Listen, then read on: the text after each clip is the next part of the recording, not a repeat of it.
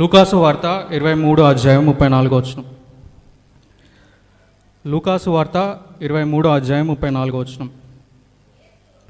యేసు, అందరం కలిసి చదువుదాం. యేసు, తండ్రి, వీరేమి చేయుచున్నారో వీరెరుగరు గనుక వీరిని క్షమించమని చెప్పాను. ఒక్క నిమిషం. ప్రేమగల తండ్రి, పరిశుద్ధమైన దేవా, నీ వాక్యం చదువుతూ వచ్చాం. మీరే మాకు విడిచి వడ్డించండి. నాకేం తెలీదు, ఎలా మాట్లాడాలో తెలీదు. మీరే నీకు ఆత్మ సహాయం నడిపించి ఆత్మ సహాయం మీరే దయచేయవలసింది ప్రార్థన చేస్తున్నాం. ఇక పరిశుద్ధ ఆత్మ స్వాతంత్రంగా మా మధ్య సంచరించటకు మీరే కృప చూపించమని, మా మీద మీ దృష్టి ఉంచమని, చిన్న ప్రార్థన ఆలకించమని యేసుక్రీస్తు వారి అతి పరిశుద్ధనామమున స్తుతించి ప్రార్థించి వేడుకుంటున్నాం తండ్రి, ఆమేన్. ఈ ప్రపంచంలో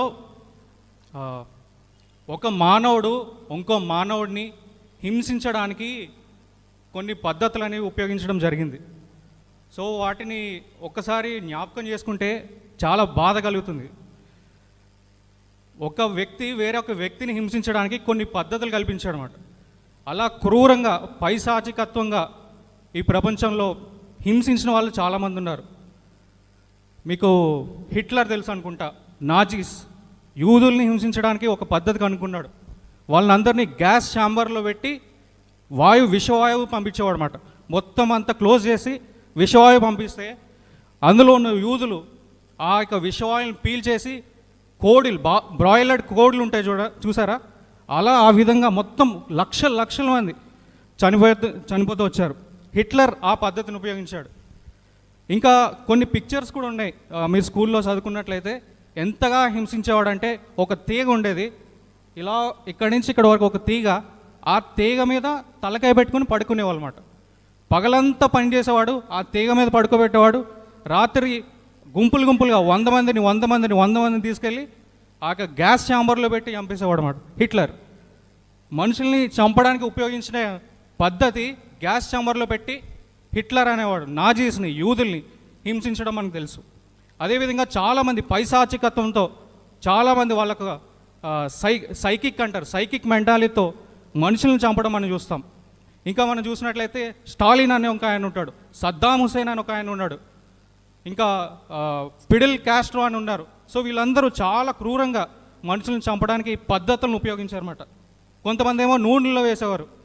ఆది క్రైస్తవ సంఘ చరిత్ర మనం చూసినప్పుడు నీరో చక్రవర్తి ఉన్నాడు. క్రైస్తవుల్ని 10 దశలుగా హింసిస్తూ వచ్చారు. 10 కాలాలు, 10 హింసలు అనేవి క్రైస్తవ సంఘ చరిత్ర మొదటి నుంచి చివరి వరకు చూస్తే మనకు అనిపిస్తుంటుంది. నీరో కూడా బాగా మనుషుల్ని హింసించేవాడు. ఇలా ఒక చెక్క కట్టేసి మనిషిని గుచ్చేసి నూనె పోసి అంటించి అక్కడ కాలుతున్నప్పుడు అలా ఈ విధంగా ఇక్కడ లైట్లాగా మనుషులు హాహాకారాలు చేస్తూ కేకలు వేస్తుంటే ఫిడిల్ వాయించేవాడు అంట నీరో. అంటే నీరో ఆ పద్ధతిని ఉపయోగించాడు. సో ఇలా మనుషుల్ని చిత్రహింసలు పెట్టే విధానంలో రోమా సైనికులు, రోమీలు వాడిన పద్ధతి కూడా చాలా క్రూరమైనది. మనం ఇప్పుడు చూస్తూ వచ్చాం. లూకాసు వార్త 23వ అధ్యాయం 34వ వచనంలో, తండ్రి వీరేం చేస్తున్నారు వీరెరగరు కనుక వీరిని క్షమించుడి. మనం విని మనకి అలవాటు అయిపోయింది అనమాట. సిలువ వేసాడు, చాలా సునాయాసంగా మనం తీసుకుంటాం. కానీ సిలువ అనేది చాలా క్రూరమైనది. రోమీలు 2 పద్ధతులు ఉపయోగించారు. ఒకటేమో సిలువ వేయడము, ఇంకోటి కొరడాలతో కొట్టించడం.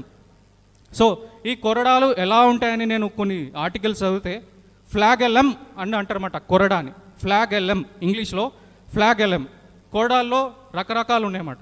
ఒకటి ఉట్టి తాడు ఉంటుంది, ఒకటి ఉట్టి లెదర్ ఉంటుంది. ఒకదానికి ఏముంటాయంటే గుండు ఉంటుంది, మెటల్ బాల్ ఉంటుంది చూసారా. ఈ కొరడా ఎలా ఉందంటే చివరిలో మెటల్ రాడ్ ఉంటుంది, మెటల్ బాల్ ఉంటుంది. ఆ బాల్ తర్వాత మళ్ళీ కొంచెం ప్లేస్ వదిలిన తర్వాత మళ్ళీ అక్కడ ఈ గొర్రె దవడ ఎముకలు ఉంటాయన్నమాట, చిన్న ఎముకలు. ఆ ఎముకలు ఆ చివరని పెడతారు. ఒకవైపేమో మెటల్ రాడ్ ఉండ, ఒకవైపేమో వెనకాల ముళ్ళుల్లాగా ఉండే గొర్రె యొక్క ఎముకలు, చిన్న ఎముకలు పెడతారు అన్నమాట. సో దాంతో మనుషులు కొడతారు. దాంతో మనుషులు కొడితే ఏమవుతుంది, ఆ మెటల్ రాడ్ ఏమో మనకి శరీరాన్ని మెత్తగా చేసేస్తుంది అన్నమాట, విరిచేస్తుంది ఇట్లా. ఇక్కడ ఆ ఉన్న చివర్లో ఉన్న ఆ యొక్క గొర్రె ఎముక ఏం చేస్తుందంటే చీరేస్తుంది. సో ఈ విధంగా 39 సార్లు కొడతారన్నమాట మనుషుల్ని. అదొక పద్ధతి, అది వాడారు యేసు ప్రభువుని హింసించడానికి, అది వాడారు. దాని తర్వాత సిలువ వేయడం అనేది కూడా మనం చూస్తాం. ఓకే, సో ఈ యొక్క వచనం వెనకాల అంత వెయిట్ ఉందన్నమాట, అంత బాధ ఉంది, అంత హింస ఉంది దీంట్లో. మామూలుగా చాలా బలవంతుడైన మనిషిని తీసుకెళ్ళి డైరెక్ట్గా హింస చేయలేదు. ఇందాక చెప్తూ వచ్చారు, దీనికంటే ముందు యేసు ప్రభు చాలా బాధ అనుభవిస్తూ వచ్చాడు. సైకలాజికల్గా, మెంటల్గా, ఫిజికల్గా కూడా ఆయన బాధ పడుతూ వచ్చాడని మనం చూస్తాం. లూకాసు వార్త 22వ అధ్యాయము 44వ వచనం మనం చూసినట్లయితే, ఆయన వేదన పడి మరింత ఆతురంగా ప్రార్థన చేయగా ఆయన చెమట నేల పడుచున్న గొప్ప రక్త బిందువులోనే ఆయన, ఇంగ్లీష్లో ఏమని రాయబడుతూ వచ్చింది అంటే great drops of blood fallen from his face. అంటే మామూలు రక్త బిందువులు కాదు అవి, గొప్ప రక్త బిందువులు. రక్తం పడడం అంటేనే అదో చాలా తీవ్రమైన విషయము. రక్తం పైనుంచి కింద పడతాం అంటేనే అది తీవ్రమైన విషయము. ఆ రక్తం బిందువుల పడుతుందంట. ఎక్కడి నుంచి అంటే ఫేస్ నుంచి, బాడీ నుంచి చెమట రక్త బిందువులుగా మారుతూ వచ్చింది.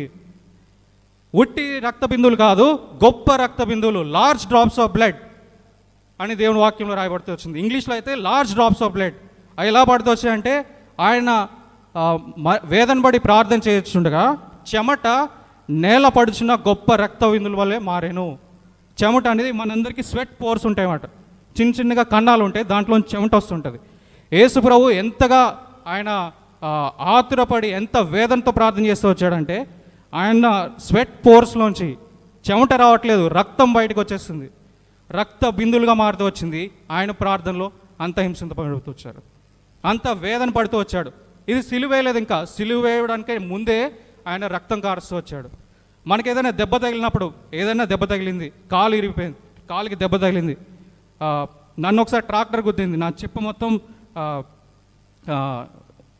కింద పడి గీసుకుపోయి దెబ్బ బలంగా తగిలింది అన్నమాట. బలంగా తగిలితే నెక్స్ట్ రోజు మనం డ్యూటీకి వెళ్ళాం. ఏం చేస్తాం? ఇంట్లో సెలవు తీసుకుని విశ్రాంతి తీసుకోవడానికి ప్రయత్నం చేస్తాం. ఆయన ప్రార్థన చేస్తుంటే శరీరంలో ఉన్న చెమట మొత్తం రక్త బిందువులుగా మారుతూ వస్తుంది, అయినా ఆయన విశ్రాంతి తీసుకోలేదు.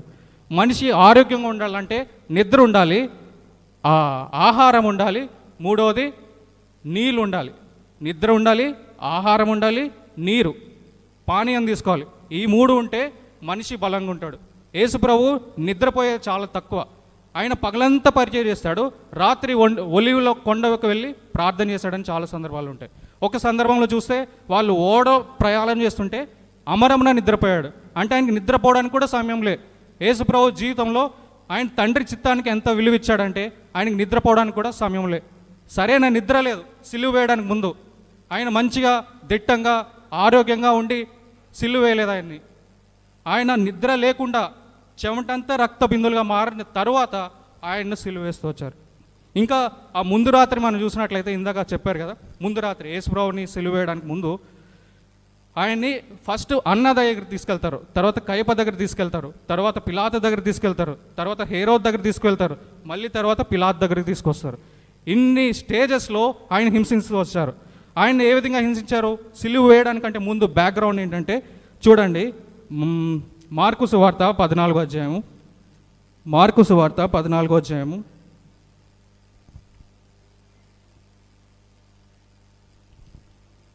ఇదంతా సిలువ వేయడానికి ముందు రాత్రి ఆయనకి నిద్ర లేకుండా చేసి, నిద్ర లేకుండా హింసిస్తూ వచ్చి, ఆయన ముందే రక్తం అంతా చెమటంతా రక్తంగా మారిపోయి శరీరం అంతా చాలా సెన్సిటివ్గా మారిపోయింది. అయినా సరే ఇంకా ఆయన మన కోసం హింస పొందుతూ వచ్చాడు. మార్కు సువార్త 14వ అధ్యాయము 65వ వచనం,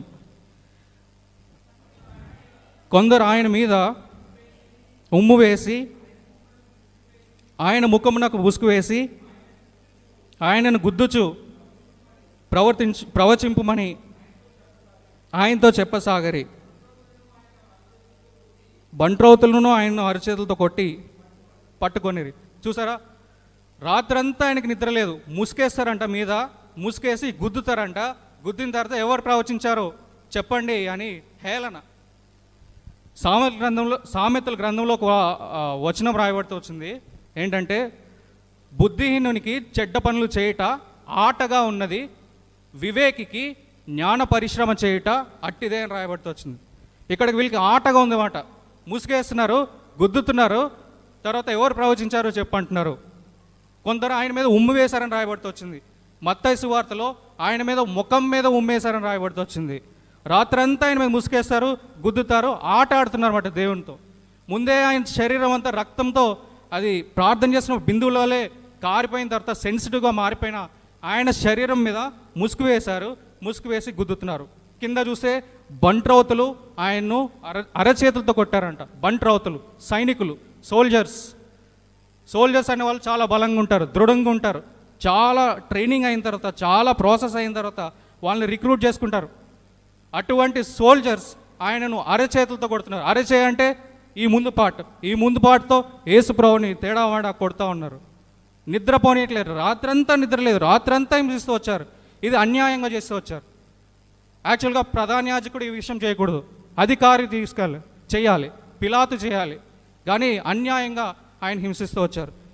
ఇదంతా కానట్టు తర్వాత మళ్ళీ మనం నెక్స్ట్ ఉదయం చూడగానే మార్కు సువార్త 15వ అధ్యాయము 16వ వచనం, 15వ వచనం, మార్కు సువార్త 15వ అధ్యాయం 15వ వచనం. పిలాతు జనసమూహమును సంతోషపెట్టుటకు మనస్సు కలవాడై ఆయనకి బరబ్బాను విడుదల చేసి యేసును కొరడాలతో కొట్టించి సిలువేని అప్పగించాను. సో ఇదంతా ఇంత టార్చర్ అనుభవించిన తర్వాత ఇప్పుడు ఆయన్ని కొరడాలతో కొట్టించారు. ఎన్ని దెబ్బలు, కొరడా దెబ్బలు అంటే 39 కొరడా దెబ్బలు. 5 దెబ్బలు పడగానే శరీరం మొత్తం, వెనకాల వీప్ మొత్తం ఇలా ముందు ఒక కర్ర ఉంటుంది, కర్రకి చేతులను బిగించేసి వెనకాల నుంచి కొడుతూ ఉంటారు, బలంగా కొడుతూ ఉంటారు. ఎవరైనా మన దేశవాడు వేరే దేశంలో దొరికితే వాళ్ళని ఎలా కొడతారు? విచక్షణ రహితంగా కొడతారు. ఆ మధ్య పాకిస్తాన్లో మన ఇండియన్ సోల్జర్ ఆ ఆకాశంలో ప్లేన్లోంచి వెళ్ళి వాళ్ళ భాగంలో పడిపోయాడు. అభినందన్ ఆయన పేరు, మనందరికీ తెలుసు. ఆయన్ని విచక్షణ రహితంగా కొట్టేశారు అన్నమాట. శత్రులకు మన వాళ్ళు దొరికినప్పుడు ఎలా కొడతారంటే అసలు చూడరు, ఎక్కడ కొడితే దెబ్బ తగులుతుంది, ఎక్కడ కొడితే ఈయనకి స్పృహ పోతుంది అని చూసి బలహీనమైన స్థానాలు చూసి కొడతా ఉంటారు అన్నమాట. అలాగా ఆయన్ని విచక్షణ రహితంగా ఆయన్ని కొరడాలతో కొట్టారు. 5 దెబ్బలు కొట్టేసరికి వీపు మొత్తం చీరిపోయింది. ఇంకో 5 దెబ్బలు కొట్టేసరికి మొత్తం ముక్కలుగా ఊడిపోతుంది అన్నమాట యేసుప్రభు శరీరం, ఆయన వీపు. అలా 5 కాదు, 10 కాదు, 15 కాదు, 20 కాదు, 25 కాదు, 30 కాదు, 35 కాదు, 39 దెబ్బలతో, కొరడా దెబ్బలతో కొట్టుతూ వచ్చారు. ఫ్లాగెలం అనే ఒక కొరడాతో ఆయన వీపుని ఆయన దున్నేశారని రాయబడుతూ వచ్చింది. కీర్తన గ్రంథము 129వ అధ్యాయం 3వ వచనము. కీర్తన గ్రంథము 129వ అధ్యాయము 3వ వచనము. దున్నువారు నా వీపు మీద దున్నిరి, వారు చాళ్లను పొడుగుగా చేసిరి. దున్నేవాళ్ళు దున్నేశారంట. వ్యవసాయంలో భూమిని దున్నుతూ ఉంటారు, ప్లవ్ పెట్టుకొని ఇలా చారలా దున్నుతూ ఉంటారు. యేసుప్రభు శరీరం, ఆయన వీపి, ఆయన శరీరం మొత్తం, మాంసం మొత్తం ఇలా దున్నేశారంట. మొత్తం విడిపోయి బాధ. ఇంత జరుగుతున్నా కూడా యేసుప్రభు నోరు తెరవలేదని రాయబడుతుంది. యెషయా గ్రంథము 53వ అధ్యాయము, యెషయా గ్రంథము 53వ అధ్యాయము 6వ వచనం అనుకుంటా. మనమందరము ఒక్క నిమిషం, 7వ వచనం. అతడు దౌర్జన్యం నొందెను, బాధింపబడినను అతను నోరు తెరవలేదు. వదకు తేబడు గొర్రెపిల్లయు, బొచ్చు కత్తిరించువాని ఎదుట గొర్రెయు మౌనంగా ఉండునట్లు నోరు తెరవలేదు.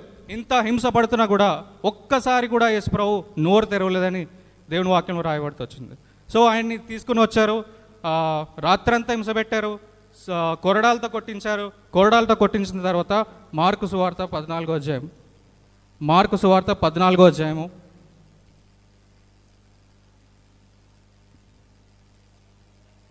15వ అధ్యాయము, మార్కు సువార్త 15వ అధ్యాయము 18వ వచనం.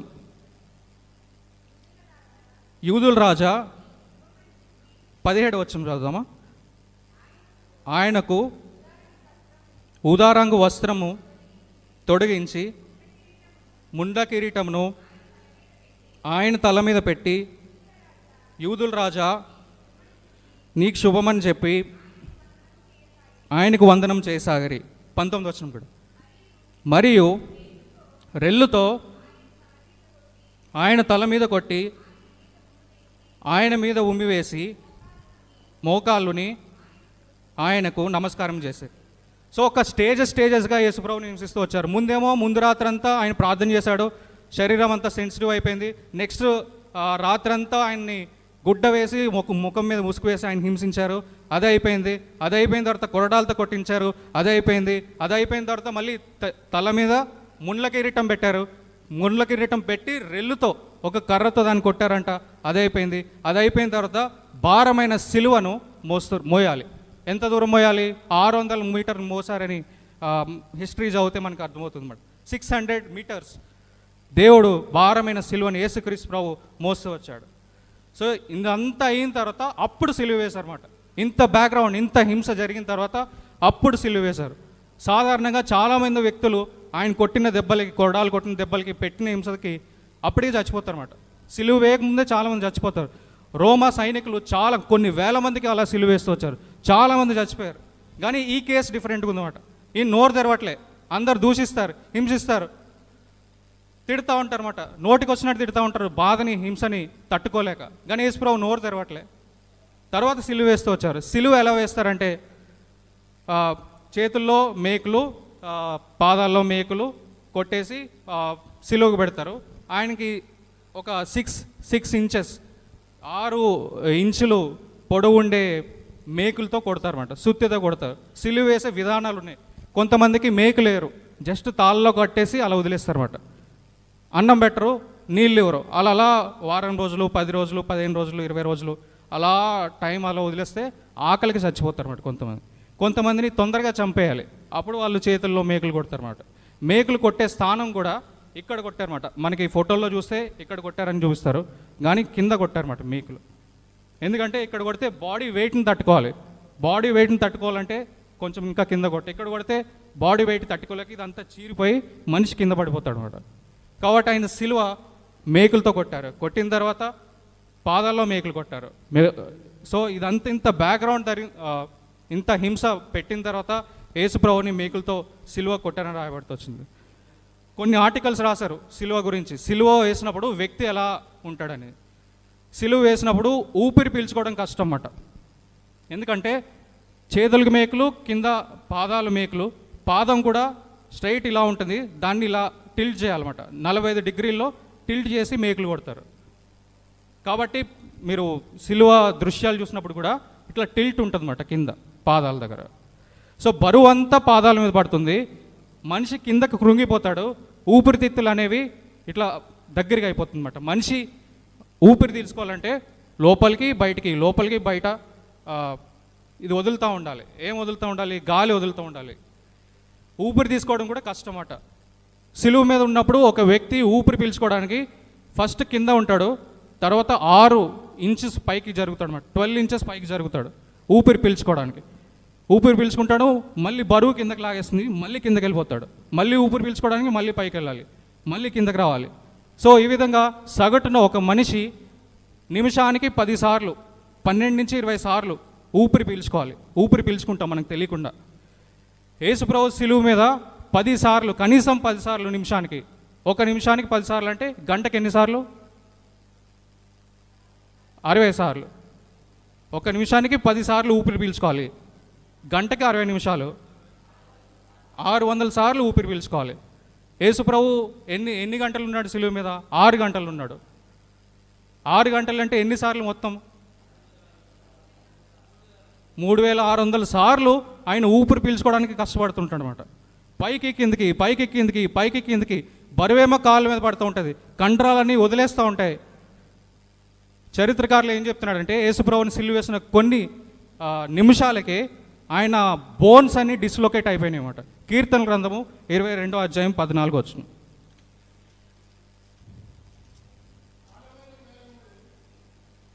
22వ అధ్యాయం 14 వచనం, కీర్తన గ్రంథము. నేను నీళ్ళ వలె పారబోయబడి ఉన్నాను, నా ఎముకలన్నీ స్థానం తప్పిపోయినవి, నా హృదయము చాలించాలి. నా ఎముకలన్నీ స్థానం తప్పిపోయి ఉన్నాయన్నమాట. ముందు అరచేతిలో ఉన్న ఎముక స్థానం తప్పిపోయింది, తర్వాత కాళ్ళలో ఉన్న ఎముకలు స్థానం తప్పాయి, తర్వాత కాలర్ బోన్ స్థానం తప్పిపోయింది. ఇంత ఎముకలన్నీ స్థానం తప్పినప్పుడు ఆయన ఈ మాట మాట్లాడుతున్నాడు. ఏం మాట మాట్లాడుతున్నాడు? లూకా సువార్త 23వ అధ్యాయం 24 వచనంలో, తండ్రి వీరేం చేయించున్నారు, వీరు ఎరుగను కనుక వీరు క్షమించండి. ఎముకలు స్థానం తప్పిపోయినప్పుడు, ఇంత దశలుగా ఆయన హింసించిన తర్వాత అప్పుడు ఆయన తండ్రి వీరేం చేయించున్నారు, వీరు ఎరుగను కనుక వీరిని క్షమించుడి అని పలికినట్టు మనం చూస్తాం. ఇది చాలా హింసతో కూడింది. సాధారణంగా ఏదైనా దెబ్బ తగిలితే మనం అబ్బా అంటాం, అమ్మ అంటాం, కానీ ఆయన తండ్రి అన్నాడు అనమాట. సో ఈ విధంగా తండ్రి అనే మాట, ఈ మాటలో ఇది ప్రార్థన. ఇంత హింసలో కూడా వేరే వాళ్ళ గురించి ఆయన ప్రార్థన చేస్తూ వచ్చాడు, విజ్ఞాపన చేస్తూ వచ్చాడు, క్షమాపణ గురించి చేస్తూ వచ్చాడు. సో ఈ తండ్రి వీరేం చేయించున్నారు ఎరుగనుగా వీరిని క్షమించుడి. సో దీన్ని 3 విషయాలు, తండ్రి అని అన్నాడు మొదటి విషయం, 3 భాగాలు. రెండోది వీరేం చేయించున్నారు వీరు ఎరుగరు గనుక అని రెండో భాగం, వీరిని క్షమించుడి. సో తండ్రి అనే పదాన్ని యేసు ప్రభు తరచుగా వాడడం మనం చూస్తాం. ఆయన గెత్సేమనే తోటలో ఉన్నప్పుడు, తండ్రి నీ చిత్తమైతే ఈ గిన్నె నా యొద్ద నుంచి తొలగించు. సో తండ్రి అని వాడుతూ ఉంటాం. ఆయన తండ్రి అని పిలుస్తుంటే మనం ఏమవుతాం? మనం కూడా ఒకవేళ నేను ఆయన్ని తండ్రి అని పిలుస్తున్నట్లయితే నేను ఆయన కుమారుడు అనమాట. యోహాను సువార్త 1వ అధ్యాయంలో కూడా ఉంటుంది. ఎవరైతే ఆయన అంగీకరిస్తారో వాళ్ళందరినీ కుమారులుగా అనుగ్రహించే. చూడండి, యోహాను సువార్త 1వ అధ్యాయము 12వ వచనం, తన్ను ఎందరు అంగీకరించుతారో వారికి అందరికీ, అనగా తన నామమందు విశ్వాసం ఉంచిన వారికి దేవుని పిల్లలాగుటకు ఆయన అధికారం అనుగ్రహించారు. సో ఆయన మన తండ్రిగా ఉన్నప్పుడు మనం ఆయన కుమారులుగా ఉంటాం అన్నమాట. యోహాను సువార్తలో మొత్తం చూస్తే తండ్రికి కుమారునికి రిలేషన్ మనకు కనిపిస్తుంది. నేను తండ్రి ఏకమై ఉన్నాను, నన్ను చూసే తండ్రిని చూసినట్లే అని ఈ విధంగా చాలా చోట్ల ఆయన తండ్రిని గురించి రిలేషన్ అనేది మనకు కనిపిస్తుంది అన్నమాట. ఆయన మనకి మాదిరి చూపిస్తున్నాడు. యేసుప్రభు తండ్రి, యేసుప్రభు తండ్రి, యేసుప్రభు తండ్రి, ఈ విధంగా మనకి మాదిరి చూపించాడు అనమాట. సో మనము యేసుప్రభు ఈ విధంగా ఆయన మనం ఎలా రిలేషన్ మెయింటైన్ చేయాలి అనేది సిలువలో పలికిన మొదటి మాటలు మనం చూస్తాం. యెషయా గ్రంథం 9వ అధ్యాయం 6వ వచనంలో, ఆశ్చర్యకరుడు, ఆలోచనకర్త, బలవంతుడైన దేవుడు, నిత్యుడగు తండ్రి. సో నిత్యుడగు తండ్రి అనే మాట మనం అక్కడ చూస్తాం. మత్తయి సువార్త 6వ అధ్యాయం 9వ వచనంలో శిష్యులకి ఆయన ప్రార్థన నేర్పిస్తాడు. ప్రార్థన నేర్పించినప్పుడు పరలోకమందున్న మా తండ్రి అని రాయబడడం మనం చూస్తాం. పౌలు రాసిన పత్రికల్లో, రోమీలకు రాసిన పత్రికలో, మన తండ్రి అయిన దేవుని నుండి ఆయన కుమారుడైన యేసుక్రీస్తు నుండి మీకు కృపా సమాధానం కలుగును గాక అని రాయబడ్డం మనం చూస్తాం. రోమీలు రాసిన పత్రికలో అది మనం చూస్తాం. 1 కొరింథీయులకు రాసిన పత్రిక 1వ అధ్యాయంలో మనం చూస్తాం, మన తండ్రి అయిన దేవుని నుండి ఆయన కుమారుడైన యేసుక్రీస్తు నుండి మీకు కృపా సమాధానం కలుగును గాక. 2 కొరింథీయులకు రాసిన పత్రికలో, గలతీయులకు రాసిన పత్రికలో, ఫిలిప్పీయులకు రాసిన పత్రికలో, ఎఫెసీయులకు రాసిన పత్రికలో, దెసలోనికీయులకు రాసిన 1వ పత్రికలో, 2వ పత్రికలో, చివరి వరకు తీతు పత్రికలో, తిమోతికి రాసిన 1వ పత్రికలో, 2వ పత్రికలో, 3వ పత్రికలో మీరు కావాలంటే చూడండి. ఫస్ట్ పారాలో కనిపిస్తుంది ఇది, మన తండ్రి అయిన దేవుని నుండి ఆయన కుమారుడైన యేసుక్రీస్తు నుండి మీకు కృప సమాధానం కలుగును గాక. మొట్టమొదటిగా యెషయా గ్రంథం 9వ అధ్యాయం 6వ వచనంలో నిత్యుడగా తండ్రి అని చూస్తాము. ఈ తండ్రి నిత్యం ఉంటాడనమాట, నిత్యం ఉండే తండ్రి. మత్తయి సువార్త 9వ అధ్యాయం 6వ వచనంలో పరలోకమందున్న మా తండ్రి. పౌలు రాసిన పత్రికలన్నిటిలో ఆయన మన తండ్రిగా ఉన్నాడని మనకు కనిపిస్తుంది. ఇందాక చదువుతూ వచ్చాము, యోహాను రాసిన పత్రిక 1వ అధ్యాయం 12వ వచనంలో మనం ఆయన కుమారులుగా మారుతూ వచ్చామని రాయబడుతూ వచ్చింది. కాబట్టి ఆయన మన తండ్రిగా మనం ఉండాలని ఈ యొక్క మొదటి పదం తండ్రి అనే మాట మనకి సూచిస్తుంది.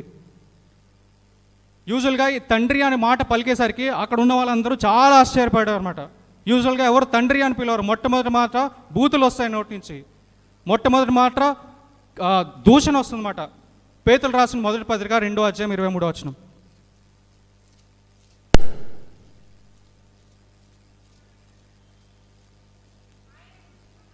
ఆయన దూషింపబడి బదులు దూషింపలేదు. చాలు, ఆయన దూషణ పడ్డాడు కానీ బదులు దూషింపలేదు. యెషయా గ్రంథం 53:6-7లో చూస్తూ వచ్చాం, ఆయన దౌర్జన్యం నందు కూడా గొర్రె వల్ల ఆయన చాలా మౌనంగా ఉంటూ వచ్చామని రాయబడుతూ వచ్చాం. ఆయన మన తండ్రి. ఇది మొదటి భాగం. రెండో భాగం, వీరేం చేయించున్నారో వీరెరగరు కనుక వీరిని క్షమించడి. వీరంటే ఎవరు? శాస్త్రులు. వీరంటే ఎవరు? పరిసయ్యులు. వీరు అంటే ఎవరు? ప్రధాన యాజకులు. వీరంటే ఎవరు? బంట్రోతులు. వీరంటే ఎవరు? యూదా. ఆ వీరిలో కూడా మనం కూడా ఉన్నాం అన్నమాట. ఆయన హింస పెట్టేవాళ్ళం, మన పాపం ద్వారా అపరాధం ద్వారా ఆయన హింస పెట్టేవాళ్ళం అని మన గురించి కూడా రాయబడుతుంది. మనం కూడా ఆ వీరు అనే దాంట్లో ఇంక్లూడ్ చేయబడ్డాం.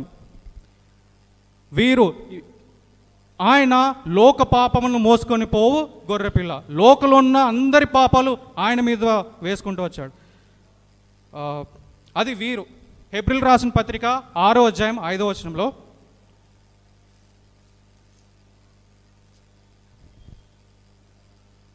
మధ్య భాగం నుంచి నేను చదువుతున్నాను. హెబ్రీయులకు రాసిన పత్రిక 6వ అధ్యాయము 5వ వచనం. దేవుని దివ్యవాక్యమును రాబో యుగ సంబంధమైన శక్తుల ప్రభావమును అనుభవించిన తర్వాత తప్పిపోయిన వారు తమ విషయంలో దేవుని కుమారుని మరలా సిలువ వేయచ్చు బాహాటంగా ఆయనను అవమానపరుచున్నారు. చాలు. తమ విషయంలో దేవుని కుమారుని మరలా సిలువేస్తారన్నమాట. దేవుని వాక్యం గురించి తెలిసిన తర్వాత, అంధకార శక్తుల ప్రభావం అనుభవించిన తర్వాత కూడా మనం ఆయన సిలువ వేసే వారంగా ఉంటామని ఆ వీరిలో మనం కూడా ఇంక్లూడ్ అయ్యాం అన్నమాట. సో రెండో భాగం అది. వీరేం చేస్తున్నారో వీరు ఎరుగరు. మనం ఏం చేస్తాం? మనం పాపం చేస్తాం. మనం ఏం చేస్తాం? శత్రులుగా ఉంటాం. మనం ఏం చేస్తాం? తిరుగుబాటు చేస్తాం. మనం ఏం చేస్తాం? దేవదూషణ చేస్తాం. మనం ఏం చేస్తాం? ఆయన అనుమానిస్తుంటాం. మనం ఏం చేస్తాం? మనం అవిశ్వాసం కలిగి ఉంటాం. మనం ఏం చేస్తాం? మనం దేవదూషణ చేస్తుంటాం. మార్కు 7:21లో ఇవన్నీ రాయబడుతూ వచ్చాయన్నమాట. మనం దేవుని హింసించే వారంగా ఉన్నమాట. వీరేం చేస్తున్నారు వీరు ఎరగరు. కొన్నిసార్లు మనం పని చేస్తాం కానీ అది దేవుని చిత్తంలో దేవుని హింసించేది ఉంటుంది. సౌలు అనే ఒక ఆయన ఉన్నాడు. అపోస్తుల కార్యం 9వ అధ్యాయం 6వ వచనంలో ఆయన ఇంటింటా జొచ్చి అందరిని ఈడుస్తున్నాడంట. బయటికి ఈడ్చి వారిని హింసిస్తున్నాడు, సంఘాన్ని హింసిస్తున్నాడని రాయబడుతూ వచ్చింది. దేవుడు ఆయన దర్శించినప్పుడు ఆయన మాట్లాడుతూ వచ్చాడు, సౌలా నీవు నన్ను హింసించున్నావు, నీవేలా నన్ను హింసిస్తున్నావు. మనం కూడా ఆయన హింసించే వారంగా ఉంటామని రాయబడుతూ వచ్చింది. కొన్నిసార్లు మనం చేస్తూ ఉంటాం కానీ ఆ ప్రొసీజర్ అనేది దేవుడి చిత్తానికి వ్యతిరేకంగా ఉంటుంది. పాత నిబంధనలో చూసినట్లయితే మందసాన్ని తీసుకొస్తారు. బయటకు తీసుకొస్తున్నప్పుడు ఉజ్జా అనే ఆయన దాన్ని కాపాడాలని ప్రయత్నం చేస్తాడు. తను కూడా చేస్తూ వస్తున్నాడు, ప్రయత్నం చేస్తున్నాడు ఏదో చేయాలని. కానీ ఆయన చిత్తానికి విరోధంగా ఉంది కాబట్టి శిక్షను కొని తెచ్చుకుని వాడుకున్నాడు. సౌలేమో తనకు తెలిసింది తను చేసేస్తున్నాడు, ఉజ్జా అయితే తనకు తెలిసింది తను చేస్తున్నాడు. వీరేం చేయించినారు వీరు ఎరుగరు. మనం కూడా మనకు తెలియకుండా చాలాసార్లు దేవుని హింసించే వారంగా ఉంటాం. వీరేం చేయించినారో వీరు ఎరుగరు గనుక వీరిని క్షమించాడు. తర్వాత మూడో భాగం క్షమించుట. తండ్రి అనే భాగం గురించి మనం చూస్తూ వచ్చాం. వీరంటే ఎవరైనా చూసాం, మనం ఏం చేస్తున్నాం చూసాం. తర్వాత లాస్ట్లో క్షమించుట. క్రైస్తవానికి ఒక చిహ్నం, ఒక ట్రేడ్ మార్క్ ఏంటంటే క్షమాపణ. యేసు ప్రభు గురించి మీరు ఎక్కడైనా సువార్త చేయండి, బయటకు వెళ్ళండి, యేసు ప్రభుని మీరు గురించి మీకు తెలుసా అంటే తెలుసండి. యేసు ప్రభు కరుణామయుడండి, ప్రేమమయుడండి, క్షమించేవాడండి అని వారు అంటారు. క్షమాపణలో 4 గంటల క్షమాపణ గురించి తలంపులు చూసుకుని మనం ఉంచుకుంటాం. చాలా ఫాస్ట్గా టైం అయిపోయింది. మొట్టమొదటిది ఈ క్షమాపణలో పరాకాష్ట. యేసుక్రీస్తు ప్రభు వారు సిలువలో చూపించిన క్షమాపణలో పరాకాష్ట అంటే పీక్ స్టేజ్ అన్నమాట. సమిట్, ఎపెక్స్ అంటామాట ఇంగ్లీష్లో. అంటే చిరస్థాయి, మొట్టమొదటి స్థానం. యేసు ప్రభు వారు క్షమించినట్టు లోకంలో ఎవరు క్షమించలేరు. నిర్గమాకాండం 15వ అధ్యాయంలో రాయబడుతూ వచ్చింది, దేవా వేల్పులలో నీ వంటి వాడేవాడు, పరిశుద్ధతను బట్టి నీవు మహానీయుడు. పరిశుద్ధతలో యేసుక్రీస్తు పరాకాష్ట. ఆయనలో ఉన్న పరిశుద్ధత లోకంలో ఎవరిలో ఉండదు.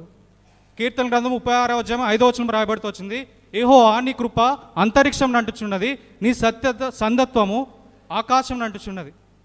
కృపలో ఆయన పరాకాష్ఠమాట. భూమి కంటే ఆకాశం ఎంత ఉన్నతంగా ఉన్నదో ఆయన ఎందు భయభక్తులు గల వారి ఎడల ఆయన కృప అంత అధికంగా ఉంది. కృపలో పరాకాష్ఠ, పరిశుద్ధతలో పరాకాష్ఠ. ఫిలిప్పులు రాసిన పత్రిక 2వ వచనం రాయబడుతూ వచ్చింది, ఆయన మనుష్య కుమారునిగా, మనిషిని పోలికగా ఆకారం అందు మనుషునిగా కనబడి సిలువ వేయబడినంతగా ఆయన విధేయత చూపించాడు. విధేయతలో పరాకాష్ఠ. ఆయన ప్రార్థనలో పరాకాష్ఠ. ప్రార్థనలో మొదటి స్థానం, పరిశుద్ధతలో మొదటి స్థానం, కృప చూపించట్లో ఆయనదే మొదటి స్థానం. క్షమాపణలో కూడా పరాకాష్ఠ. సో క్షమాపణ గురించిన మొట్టమొదటి తెలంపు ఏంటంటే యేసు ప్రభు క్షమించట్లో ఆయన సిద్ధ మనసు కలిగిన వాడు, పరాకాష్ఠ. ఈ విధంగా ఎవ్వరు క్షమించలేరు. రెండవదిగా మనం చూసినట్లయితే క్షమాపణ గురించిన తలంపు ఏంటంటే క్రయంతో కూడిన క్షమాపణ. మత్తయి సువార్త 26వ అధ్యాయము, మత్తయి సువార్త 26వ అధ్యాయము 53వ వచనం. మత్తయి సువార్త 26వ అధ్యాయము 53వ వచనం. ఈ సమయంన నేను నా తండ్రిని వేడుకొనలేదని వేడుకొనేలా ఆయన 12 సేనా వ్యూహముల కంటే ఎక్కువ మంది దూతలు ఇప్పుడే నాకు పంపడనియు నీవు అనుకుంటున్నావు. యేసుప్రభు మామూలు వ్యక్తి కాదు. ఆయన యెషయా గ్రంథం 6వ అధ్యాయం 2వ వచనంలో రాయబడుతూ వచ్చింది, రాజైన యెషయా మృత్యునందిన సంవత్సరమున ఆయన సింహాసనసీనుడైతే వచ్చాడు. ఆ తర్వాత దూతలు 2 రెక్కలతో తమ కాళ్ళు, 2 రెక్కలతో తమ దేహము, 2 రెక్కలతో తమ మొహాన్ని కప్పుకున్న తర్వాత వాళ్ళు ఏమంటారంటే, సైన్యములకు అధిపతి యెహోవా నీవు పరిశుద్ధుడవు, నీవు పరిశుద్ధుడవు, నీవు పరిశుద్ధుడవు. సైన్యములకు అధిపతి యెహోవా. ఒక్క సైన్యం కాదు, సైన్యములకు. ఒక్క సైన్యం కాదు, అది ప్లూరల్ మాట.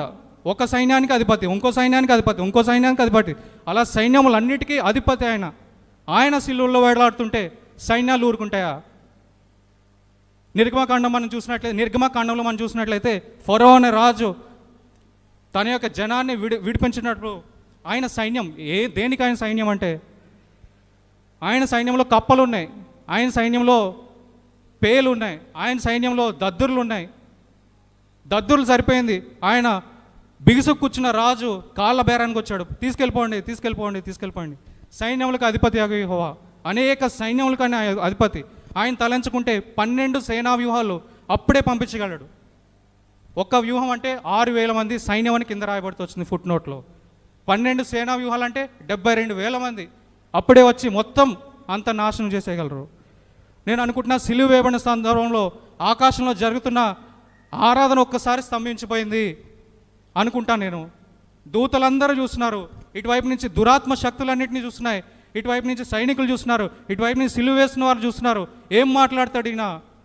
ఆయన నోటి నుంచి వచ్చిన మొదటి మాట, తండ్రి వీరేం చేయించున్నారో వీరు ఎరగరు కనుక వీరిని క్షమించు. ప్రార్థన వచ్చింది ఆయన నోటి మాటలో, అందరినీ ఆశ్చర్యశక్తులు చేసింది. ఒక్క సైగ ఇస్తే చాలు ప్రపంచమంతటిని నాశనం చేయడానికి 12 సైన్య వ్యూహాలు కాసుకుని కూర్చున్నాయి సైన్యములకు అధిపతి యెహోవా ఆయన. కాబట్టి క్షమాపణలో రెండోది ఏంటంటే అది క్రైమ్తో కూడిన క్షమాపణ. మూడోది ఏంటంటే నిరీక్షణతో కూడిన క్షమాపణ. ఆయన హింసించిన వారినే ఆయన క్షమించాడంటే మనల్ని కూడా ఆయన క్షమించగలిగినవాడు. 1 యోహాను పత్రిక 1వ అధ్యాయం 9వ వచనంలో మన పాపలను మనం ఒప్పుకునేలా ఆయన నమ్మదగిన వాడు, నీతిమంతుడు కనుక మన పాపాలను క్షమించి సమస్త దుర్నీతి నుండి మనల్ని కడిగిపోతుంది. మనం కూడా ఒప్పుకుంటే ఆయన మనల్ని క్షమిస్తాడు. నేను త్రాగుబోతుని, నేను త్రాగుతున్నా, నన్ను క్షమిస్తాడా? నిన్ను కూడా క్షమిస్తాడు, ఎందుకంటే ఆయన నమ్మదగిన వాడు. అనేక పాపాలు చేస్తున్నా, రహస్య పాపాలు చేస్తున్నా, మందిరంకి వస్తున్నా, పరిచర్య చేస్తున్నా, కానీ పాపం నుంచి విజయం పొందలేకపోతున్నా, నన్ను క్షమిస్తాడా? నన్ను క్షమిస్తాడు. ఎవరినైనా క్షమించగలిగిన దేవుడని దేవుని వాక్యం రాయబడుతుంది. యేసు రక్తం ప్రతి పాపం నుండి కడిగి మనల్ని పవిత్రులుగా చేస్తుంది. ప్రతి పాపం, ఏ పాపమైనా ఆయన క్షమిస్తాడు. క్షమించడానికి సిద్ధ మనసు కలిగిన వాడు. క్షమాపణలో మొదటిదేమో క్షమాపణలో పరాకాష్ట, రెండోదేమో క్రైమ్తో కూడిన క్షమాపణ, మూడోదేమో నిరీక్షణతో కూడిన క్షమాపణ. వాళ్ళనే క్షమించాడు. పక్కింటి వారికి రుణమాఫీ జరిగితే మనం కూడా రుణమాఫీ జరుగుతుందనే హోప్ మనలో క్రియేట్ అవుతుంది. అక్కడ ట్యూషన్ బాగా చెప్తున్నారంటే మనకు కూడా మన పిల్లల్ని కూడా అక్కడ పంపించడానికి ప్రయత్నం చేస్తాం, ఎందుకంటే హోప్ ఉంది, బాగా చెప్తారంట అనే నిరీక్షణ. ఆయన వాళ్ళనే క్షమించాడంటే ఇక్కడ ఉన్న ఎవరినైనా ఆయన క్షమించగలిగినవాడు. నాలుగవదిగా క్షమాపణ వలన క్షమాపణ. యేసు ప్రభు మాదిరి ఉంచిపోయాడనమాట మనం ఎలా జీవించాలనే దానికి. చివరిగా ఎఫెసీయులకు రాసిన పత్రిక 4వ అధ్యాయం 32వ వచనం. ఎఫెసీయులకు రాసిన పత్రిక 4వ అధ్యాయం 32వ వచనం చదువుకుని ముగించండి. ఒక్కని ఏళ్ళ ఒకడు దయ కలిగి కరుణాహృదులై క్రీస్తునందు ఒకడు దేవుడు మిమ్మల్ని క్షమించిన ప్రకారము మీరును ఒకరినొకరు క్షమించాడు. కాబట్టి యేసుప్రభు మాదిరి ఉంచిపోయాడు. నేను ఎలా క్షమించానో అందరినీ, నన్ను హింసించిన వారిని, నన్ను సిలువ వేసిన వారిని, నన్ను చంపిన వారిని, నాకు శత్రులైన వారిని ఎలా క్షమించానో మీరు కూడా ఒకరినొకరు క్షమించాలి. కొన్నిసార్లు ప్రార్థనకి ఆన్సర్ ఇవ్వడానికి దేవుడు ప్రయత్నం చేస్తూ ఉంటాడు, కానీ మనం ఎవరినో క్షమించకుండా ఒక పగ, ఒక ద్వేషం అనేది మన మైండ్లో ఉంటుందన్నమాట. సో అది అడ్డొస్తుంటుంది అన్నమాట. దానివల్ల మన ప్రార్థనలకు కొన్నిసార్లు జవాబు రాదు. సో దాన్ని కూడా విడిచిపెట్టాలి. గుడ్ ఫ్రైడే రోజున మనం అందరూ వచ్చి ఈ విధంగా సిలువ ధ్యానాలు, ఆయన పలికిన మాటలు మనం ధ్యానిస్తున్నాం. మనము ఎవరిని క్షమించలేదు. ఇంకా సిలువ అంటే నిలువ చెక్క ఉంటుంది, అడ్డ చెక్క ఉంటుంది. ఇది ఓన్లీ నేను దేవుడు కాదు, సమాజంలో ఉన్న అందరినీ మనం క్షమించగలిగిన వాళ్ళు. మన చుట్టాలను క్షమించాలి, మనం పనిచేసే చోట ఏదో తప్పు చేస్తూ ఉంటారు వాళ్ళని క్షమించాలి, పెద్దమ్మల్ని క్షమించాలి, అన్నల్ని క్షమించాలి, తమ్ముళ్ళని క్షమించాలి, తల్లిదండ్రులను క్షమించాలి, భార్యని క్షమించాలి, మన పిల్లల్ని క్షమించాలి, మన ట్యూషన్ మాస్టర్ని క్షమించాలి, ఇంటికి పాలు పోసే ఆయన్ని క్షమించాలి, మన దుకాణం వెళ్తున్నప్పుడు షాప్ ఓనర్ని మనం క్షమించాలి. ఈ విధంగా ఎన్ని ఏరియాస్లో మీరు క్షమించగలగమో అంతమందిని, అన్ని రిలేషన్స్లో మనం క్షమాపణ మెయింటైన్ చేసే వారంగా ఉండాలి.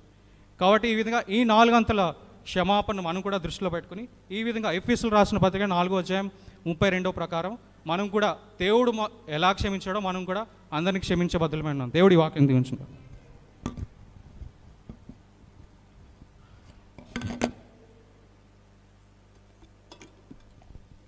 దేవునికి మహిమ కలుగును గాక. దేవునికి స్తోత్రం. కలువరి శిలువలో మరి ప్రభు పలికిన మాటల్లో మొదటి మాట క్షమాపణ మాట.